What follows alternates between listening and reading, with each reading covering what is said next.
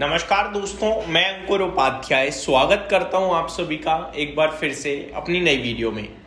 बाजार में शानदार तेजी देखने को मिली आज के सेशन में और आज बहुत इंपॉर्टेंट डे था। इंपॉर्टेंट होने के बावजूद मार्केट में तूफानी तेजी और क्लोजिंग बेसिस पे मार्केट डेज हाई पे, ये अपने आप में बड़ी बात है। मैं आपको दो तीन चीजें क्लियर करना चाहूंगा दोस्तों। मैं सुबह से यही सोच रहा था कि खराब खबरें हैं, कुछ अच्छा नहीं है, बाजार इतनी तेजी से क्यों भाग रहा है।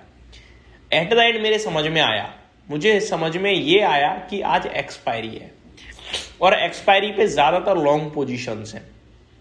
नीचे 24,500 का ही सपोर्ट बन गया है।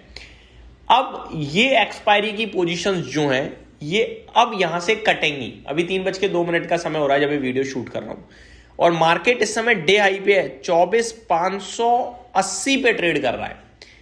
तो अब मैं आपको बताना चाहता हूं, जैसे ही पोजीशंस कटेंगी हो सकता है बाजार नीचे कूदे, क्योंकि मार्केट को ऊपर जाने का मतलब नहीं बनता आज, और वो भी इस कदर इतनी बड़ी तेजी तो बिल्कुल नहीं बनती। 220 पॉइंट ऊपर खड़ा है, मतलब ही नहीं बनता है ना।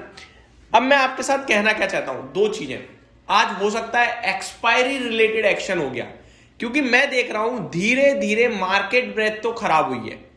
अभी करंट सिचुएशन ऐसी है जहां 950 शेयर्स नेगेटिव हो गए हैं, जो कि मॉर्निंग में मात्र 500 शेयर नेगेटिव थे।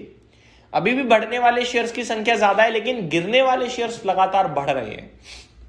यह दर्शा रहा है कि इंडेक्स लेवल में एक्शन है।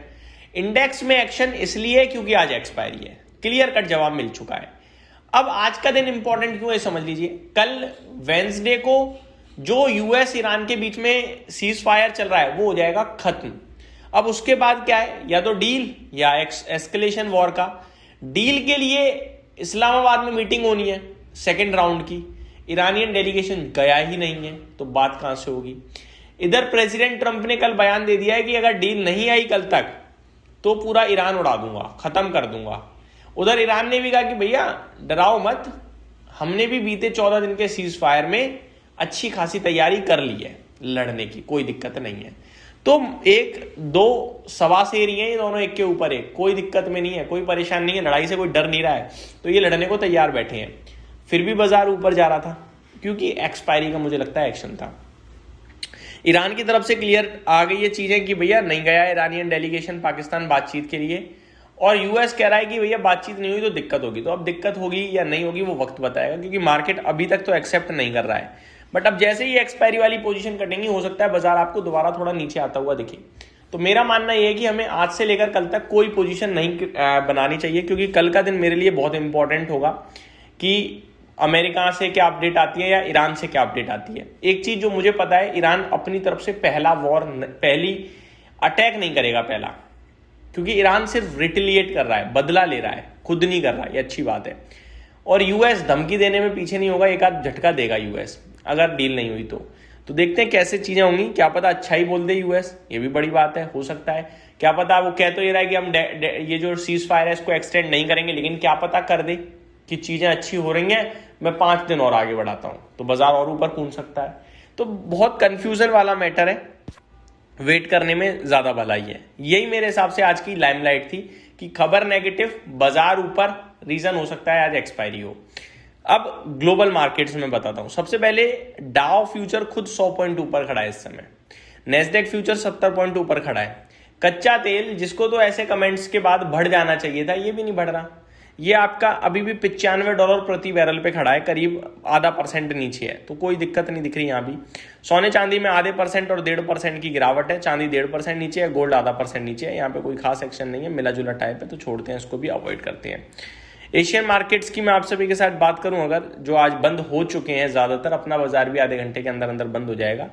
जो बंद हो गए हैं उसमें निकाई है 0.9% ऊपर गया है भाई साहब। शंघाई फ्लैटिश टाइप रहा लेकिन हरे निशान में था। हैंगसेंग आधा % ऊपर रहा। कॉस्पी 3.25% ऊपर गया है। निफ्टी में भी करीब 0.8% की तेजी है। ताइवान 2.25% ऊपर था एग्जैक्टली, तो बढ़िया तेजी दिखी है। यूरोपियन मार्केट्स खुले हैं हरे निशान में। फिट्सी फ्लैट टू पॉजिटिव है। डेक्स आधा % से ज्यादा ऊपर है। कैक फ्लैट टू पॉजिटिव है। तो हर तरफ हरियाली दिख रही है, कोई दिक्कत परेशानी कहीं भी नहीं है। मिड कैप स्मॉल कैप थोड़ा थोड़ा ऊपर से नीचे आए हैं। स्मॉल कैप इंडेक्स हालांकि अभी भी ऑलमोस्ट 1% ही ऊपर है। मिड कैप की बात करूं तो ज़्यादा परसेंट ऊपर है। बैंक निफ्टी आज एक्शन में था 1.5% ऊपर। लीडरशिप आज आईसीआईसी बैंक से आ रही थी, 2.5% की तेजी आईसीआईसी बैंक में दिख रही है आज के सेशन में। बाकी एयू स्मॉल फाइनेंस बैंक 4% ऊपर है। एक्सिस बैंक में आपको तेजी दिख रही है अच्छी, करीब 1.5% की। कैनरा बैंक 1% ऊपर है। एचडीएफसी बैंक आज 2.25% ऊपर है। तो आज दिग्गज भाई जो है एचडीएफसी आईसीआईसी, इन दोनों ने बाजार को संभाला है, बैंक निफ्टी को स्पेशली, और पीछे से एयू स्मॉल फाइनेंस बैंक का भी बड़ा सपोर्ट दिखा। बात करें आगे तो ग्रो का शेयर 9% चल गया है आज। Elecon engineering 8%, PNB housing finance, 5 star, lemon tree ये अच्छा कर रहे थे। वहीं एएमसी इंश्योरेंस स्टॉक्स जैसे कि Canfin, Canara, HSBC life insurance, SBI life insurance, इनमें गिरावट थी। Ola electric, Eris life sciences, Natco pharma में भी गिरावट दिखी। आज ग्रो के शेयर में टर्नओवर काफी हुआ है, 5,200 करोड़ का, 5,300 करोड़ का हो चुका है ऑलरेडी।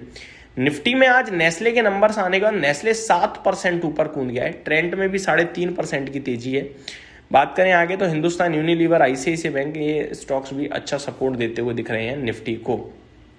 तेजी दिग्गजों से ही है और दिग्गजों में तेजी बढ़िया देखने को मिल रही है। ये मेरी तरफ से अपडेट थी, उम्मीद करता हूँ डिटेल्स पसंद आई होंगी। Thank you so much for watching this video. Have a great day guys.